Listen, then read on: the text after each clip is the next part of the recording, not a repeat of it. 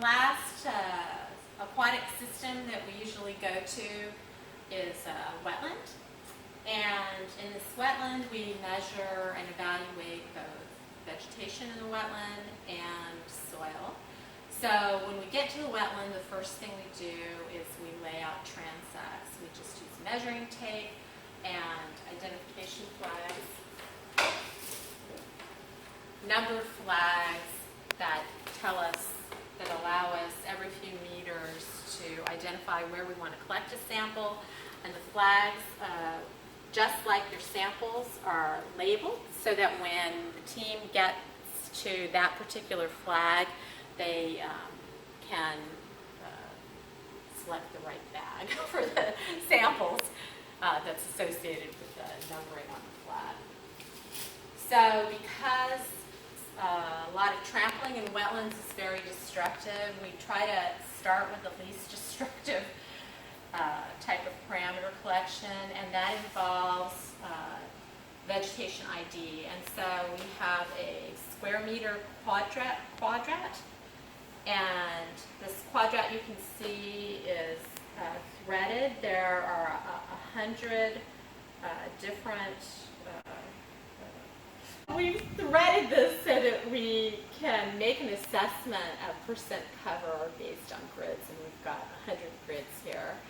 And so this is not as monotonous as you may think. There tend to not usually be more than 5 different wetland plants in a quadrat, and you learn them very quickly as you go with this. And so usually you have 2 students, since this is pretty wide. And we usually have a small team, and what they do is they identify the plants that are in that sample, and then they all come to some agreement on the percent cover. And we use a plant index that is 1 through 10. And 10, for example, is 100%, and 1 is trace. And I think 5 is, say, 20 to 50%. So the eyeball really cannot detect super small differences, and it is just unbearable to count squares. And so we use those peak cover classes to give us a good estimate of what the percent cover for each species after we've ID'd it. And so this obviously is not a physical collection, non-destructive, but we record the data and then we go back and put that into spreadsheets and figure out different indexes.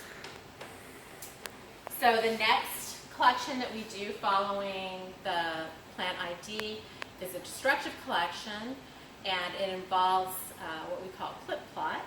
And so we use a 1/4 meter quadrat for that, and you essentially put that down over the plants. So pretend there's plants here, and you'll see a demonstration of this when we actually go out in the field. And then we use just a regular pair of pruning shears, and these honestly need to be oiled a little bit. And we clip down to the soil surface, and definitely need to wear gloves out in the wetland because there are a lot of thorny plants.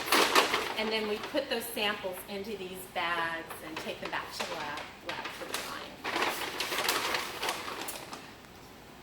So after we've done the vegetation above ground biomass collection, we do soil collection, and we accomplish that with auger.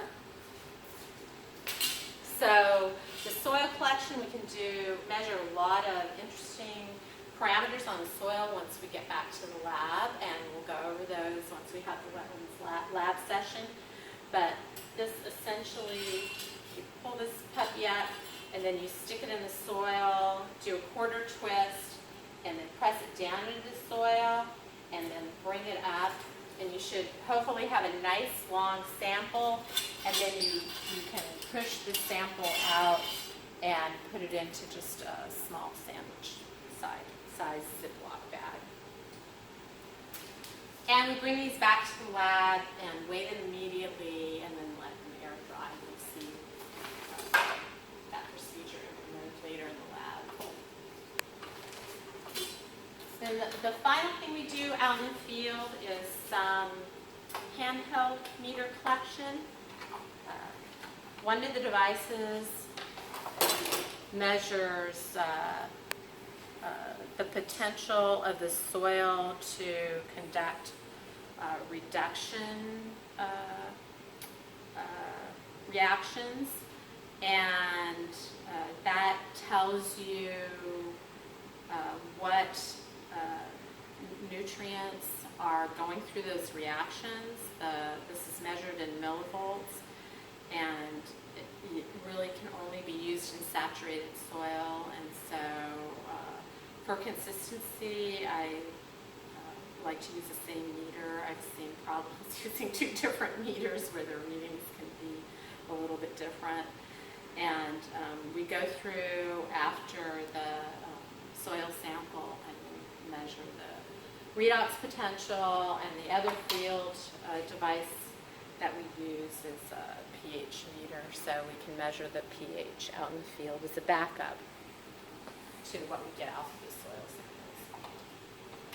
samples. So that pretty much wraps up all of the equipment we use in the field, and in the next 4 labs we're going to go out to a representative site and show you how to use some of the equipment with actual samples, and so you can participate virtually in activity that we would have otherwise done.